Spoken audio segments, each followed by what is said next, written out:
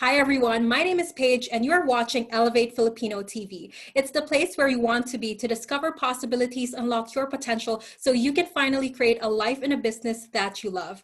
Joining me today is my dear friend Kristin Molenaar. Kristin is the founder and the CEO of Yesboss VA, and she's a special dear friend of mine because guys, I actually know her because I'm part of the executive team of Yesboss, and Yesboss is essentially my second family. So hi Kristin, welcome. Hey, it's good to chat with you, Paige. I'm super excited to have you here. Now, a lot of our viewers here might be wondering, okay, we've been hearing from experts and mentors who are fellow Filipinos around the world, and now we have a non-Filipino here as our special guest. Why is that? Now, part of our mission here at Elevate Filipino is to empower and educate our fellow Filipinos, and I think it's so important to actually gain perspective on our non-Filipino friends. And Kristin here actually has extensively worked with Filipinos, including myself, and I thought that her insight here would be super valuable. So, Kristin, I would like to ask you, from the very start of your VA agency business, I remember that you were telling me the story. You've hired, a Filipino to outsource some of the work. So from the very start, you've been working with Filipinos, and now you have grown Yesboss to well over the six-figure mark, and about 50% of our team members are Filipinos. So I would like to ask you, what has that experience been like for you? I've loved working with Filipinos. In the entrepreneur world, I feel like you're told that you should outsource to people across the globe, right? And I've done some of that, using sites like Upwork and stuff like that. So I've outsourced to companies like India. I've even looked at South African South African areas, and then also the Philippines. And something about people from the Philippines really stood out to me. And it was just kind of undeniable to say that they have been the most warm, friendly, family oriented type of person that I have found. And so at Yesboss, for me, it's really important to create a culture where everybody feels loved, they feel appreciated. I want everybody to really enjoy their work. That was one of my motives for becoming an entrepreneur, is I wanted to create, good working environments for people. And I found that maybe it was that the things that the people on my Filipino team have said to me made me feel like, okay, we're accomplishing this. Like, they were so polite about telling me that they felt warm and invited. They felt like they were part of the family. And I don't know if it is the Filipino culture or how I am blended with the people that I've hired from the Philippines, but I've really experienced that a whole lot faster than maybe necessarily the people that I've hired from America, which to me was kind of interesting because I would think that there would be more of an instant bond with people that I hired from America because I'm American, right? But there's something about the people that I've hired from the Philippines, and they're hardworking. They've been historically hardworking, and just really have gone the extra mile for me and in helping me build this company. I don't know what it is. I don't know. Maybe it's that they're Filipino. I've never really thought about it, but that's really what I've experienced. And, I can certainly say something about the team culture that we have at Yesboss, because I remember when I was even apprehensive to be part of the team that we have. And I was like, you know what, I'm going to check it out for a month, maybe 2 months, and see how it goes. And I've just never left. I absolutely love our team, and even not just the Filipino team members, but everyone in our team. We just have this amazing work culture, and we've gone through so much.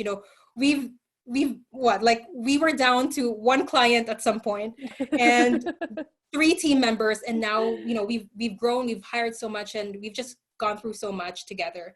And even through the pandemic, we are able to encourage one another and support one another. And honestly, frankly, because of Yesboss, I do not feel any sense of fear, even with the uncertainties of the pandemic, because I know that we're all looking out for one another. Yeah. So, I mean, for example, even with sharing hours, for example, right? If someone needs an hour in, more hours in the team, someone can just say, hey, I'd love to do more work. And everyone would just pitch in, right? We're not hoarding stuff. We're looking out for each other. And definitely that's part of your leadership, Kristin. Now, recently you and I worked on a beta project along with our other Filipino team members. And this project was dedicated to Filipino freelancers. Now, we definitely saw a lot of room for improvement, but I would like to ask you, in your own words, how do you think that could have gone better?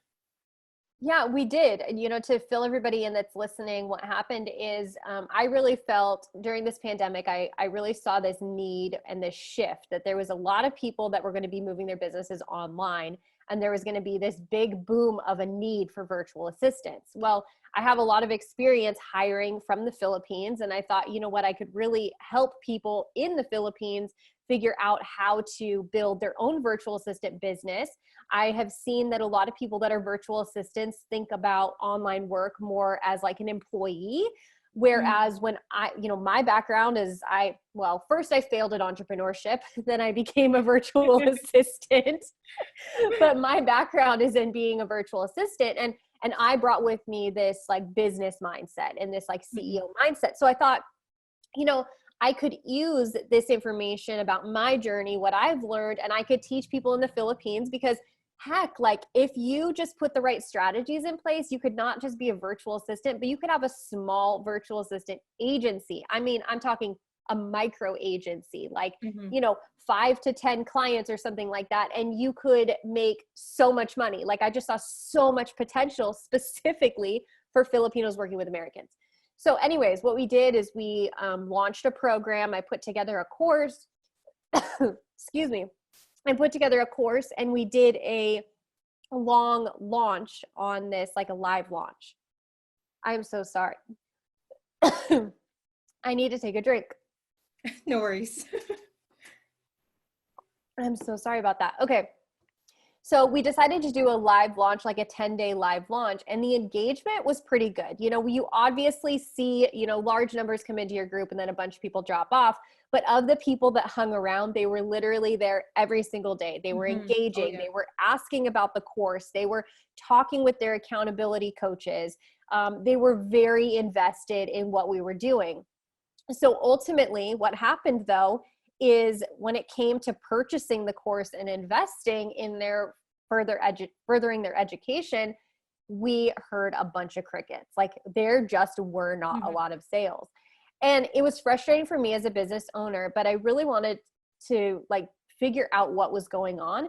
What I think the biggest issue is a mindset shift needed to happen. I think that the people that were invested in attending the live stuff were really thinking that they could maybe figure it all out themselves, that they could, continue to invest their time in free resources. I had that thinking when I was in the beginning too, but I think that the problem here is that we underestimate the power of financial investment.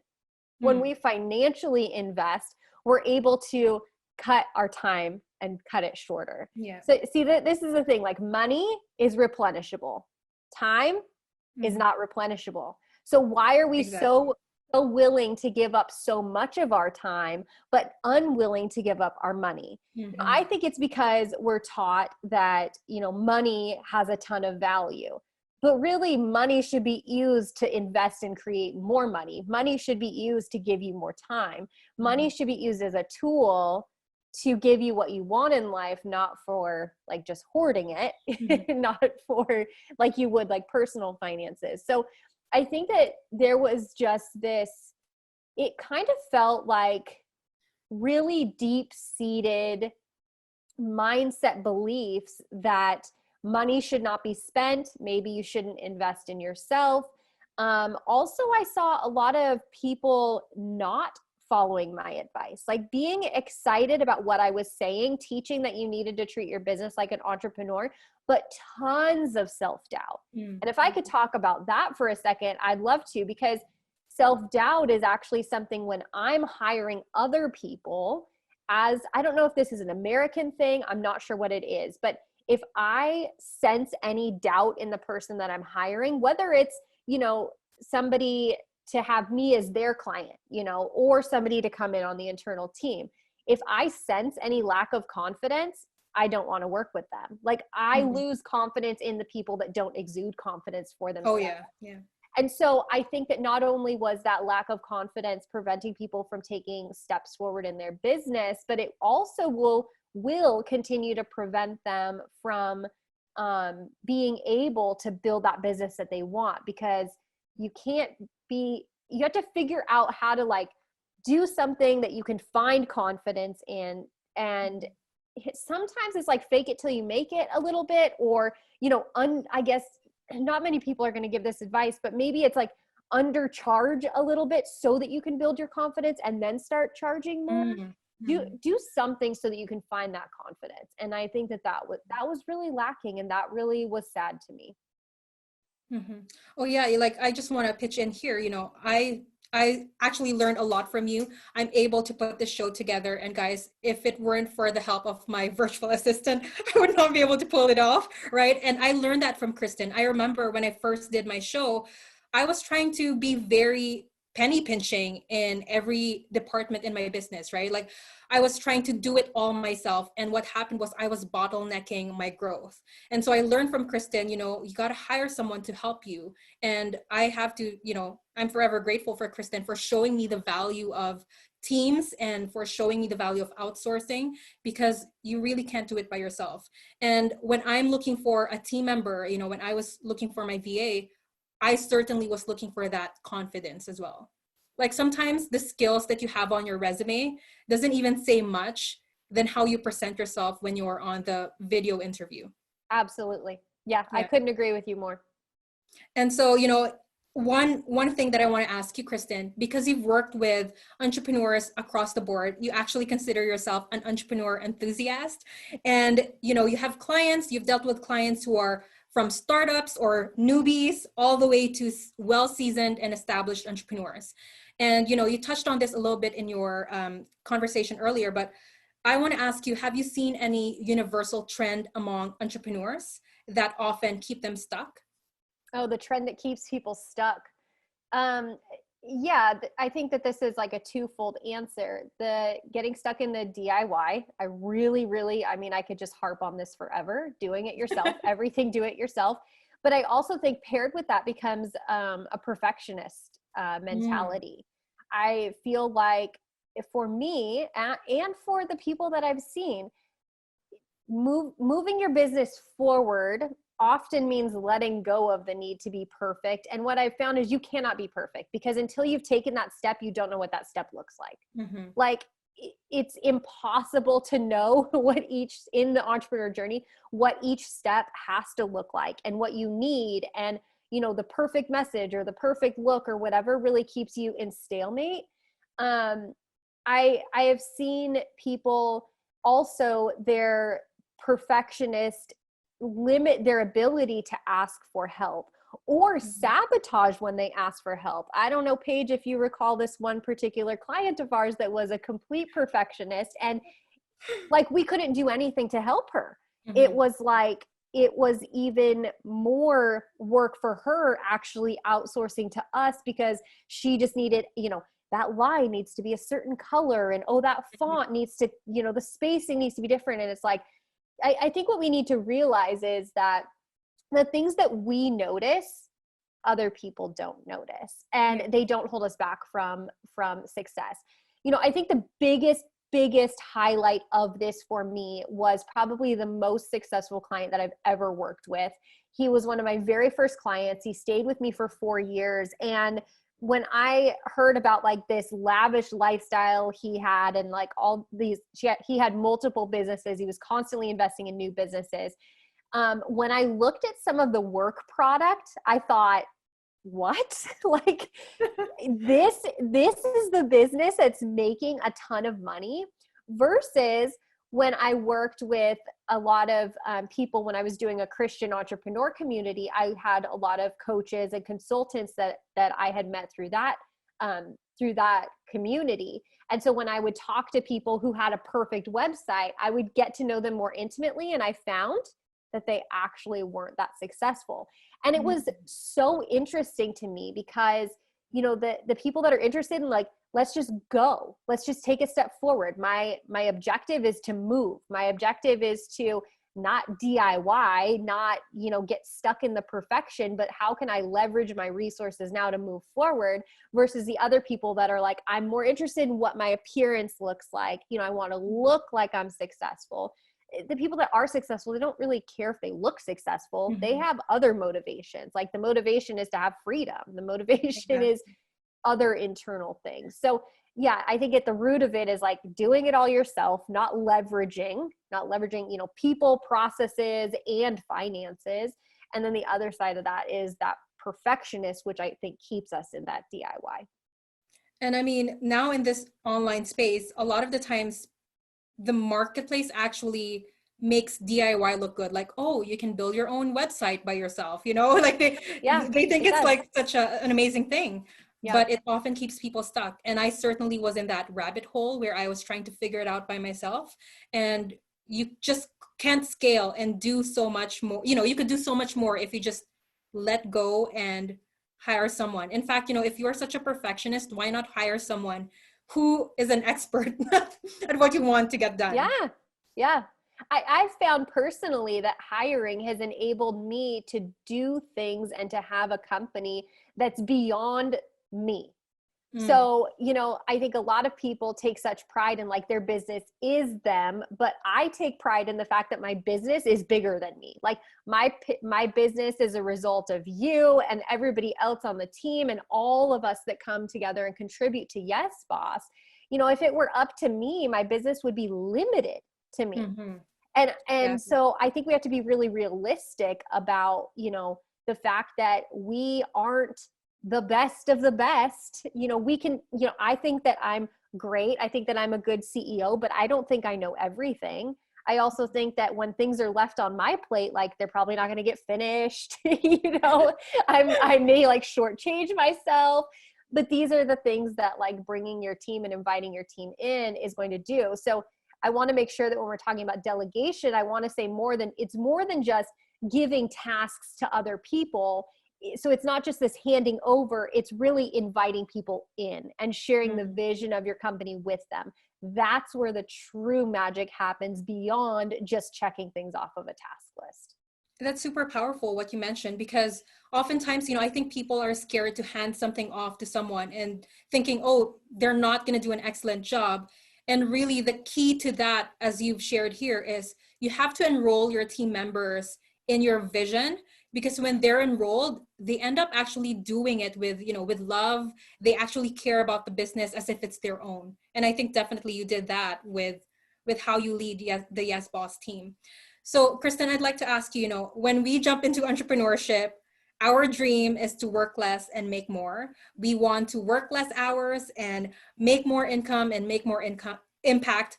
But what happens oftentimes is we just get burnt out. We ended up creating a self-employed job where we work more hours and somehow we earn less, right? Unfortunately, that's the reality for a lot of entrepreneurs.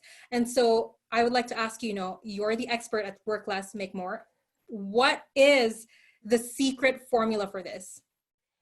So I think a lot of people talk a lot about knowing your zone of genius. And I think that that's at the root of this. I have discovered over the years how to truly find my zone of genius. I had heard this term a lot, like find your zone of genius. And I'm thinking, I'm good at a lot of things. Like I have a background in project management. I can do all the work that we are bringing our clients in to do. I can figure out the tech. I can do some design work, and those things sometimes like are really exciting for me. I like checking things off a to-do list. But what I have found is to find my zone of genius, the way that I evaluate it for myself is to look at what things energize me versus deplete me with energy. So I want to do the things that fill me with energy so that I can go and continue to grow the business and continue to move it forward. If the things I'm doing in my business are depleting me from energy and I walk away feeling like I have to step away from what I'm doing, then that's a warning sign to me, because the goal really is for me to be functioning at my highest level as much as possible so that I can keep pushing the business forward. But I think that I want to make sure to touch on the fact that like sometimes when I become I do this like superhero thing every once in a while, and I'm sure you've seen me do it, Paige. Like my ego wants me to feel important. And so sometimes what I do is I'll see something happening in the company and I think, oh, I can do that. Like I'm the best person for that job. Like I will review the repurposed content that we promised for that client. And you know what it is? It's my ego wanting me to be a superhero. But what I have found is when I want to be a superhero in my business, I'm taking what already is a well-running machine. So for other people, this could be, you have a strategy or a system or a process already in place that is working, but because you want to feel like you're doing something good and you want to be the superhero, you jump in and you change something. So for me, it's me jumping in and meddling in what the team is doing. So the team is doing it great. I think that I need to get involved. And what I have found is even though that gives me that like dopamine hit and that gives me that like ego boost, really, that is making it so that I'm working more and making less. Like, why am I mean, if you think about it in terms of like a machine, it's like if you've got a machine that's running really, really well and it knows how to run really well, which our team knows how to run the machine very well, why am I as upper management or whatever you want to call it in a factory setting, like why would I go down and like question something that's going through the conveyor belt? That's silly. And so stepping away from those things that are already working and letting them work is what I see a lot of people doing. I've done it. Some of the pivots that I've taken, I even sometimes question if doing this thing outside for the virtual assistants rather than focusing on client work, if that's me, feeling like I need to do something rather than trusting the process that's already in place. So yeah, so I guess my answer is two things, knowing your zone of genius and functioning as much as possible in that and getting rid of everything else, either eliminating it altogether, or delegating it or automating it. And then that second thing is noticing what works and refraining from feeling like you need to be the superhero of something that doesn't need you to be the superhero. That's super powerful because, first I want to say we definitely don't feel like you have your eyeballs on us every time we're working on a client. Because half the time I tell you not to tell me what's going on because I don't know how to keep my mouth shut. Well, you see, like that's how you build an effective machine, right?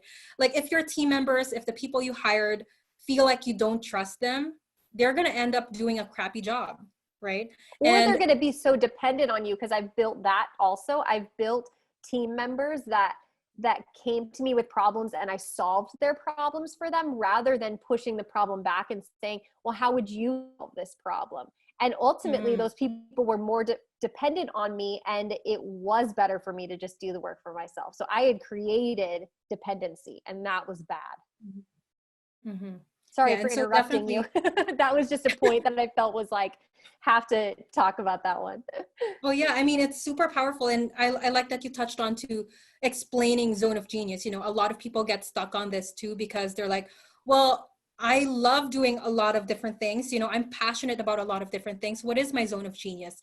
And the way you explained it, whatever gives you energy, if you do it and after you do it, you're still energized, that must be your zone of genius, right? Yeah. It's so simple. And I think it's really time for everyone to look at not just their business life, but even their personal life. There's so many things that people do in their personal life that take stuff away from them. And once you start eliminating those, I think you're able to really tap into your zone of genius in your life. And maybe you'll know what kind of business you actually want to build. And so I love that you share that with us. So Kristin, this idea of working less, make more, you're the expert at this. And in fact, you were able to build Yesboss with this formula that you want to share with everyone. And I know you prepared a special gift for us, for our viewers who would like to learn that secret formula that you have for Yesboss. Could you tell us more about it and how they can access it? Yeah, so I would say it was about a year ago now that we were sitting around thinking about what's the Yesboss way? Like, What is that? I think that you probably were the one that first brought this up, and you asked me, what's the Yesboss way? Like, what makes us different? And I sat back and thought about, okay, what are the commonalities between our clients that are successful and our clients that are not successful? And then I thought a little bit about my own journey too. And what it boiled down to was this like 3-step framework that I think is powerful and can be implemented in every business, not just my business, not just our clients' businesses, but really every business. And so the first step is eliminate all non-essentials. The essentials is anything that is not in alignment with your heart and the data that proves that it is working for you. So I want to share just really quickly that I built this business to 6 figures with no social media and a very, very awful website. Paige and her husband can attest to it. I remember Paige telling me some of the comments her husband made in the background about how like, awful what's it that was. brown thing on that logo? It was awful. I promise you it was awful. But we hit 6 figures because I was focused on the essentials. I was focused on the things that were moving the needle. We sold 6 figures worth of one package within 10 months. It was incredible. So that's step number 1, is eliminate all non-essentials. And step number 2 is to automate and delegate. I put these 2 in the exact same phase, because if you are not an expert at automation, you should delegate your automation. Like, don't think that you have to automate everything yourself. I also want to say that you shouldn't automate, haven't figured it out for yourself in a manual capacity first. I think the best automation is stuff that you've already seen work. I've tried automating things that I didn't first test manually, and they weren't as successful. The third step is to generate free income. With our clients, we look for ways to partner with them to provide a team that is profitable.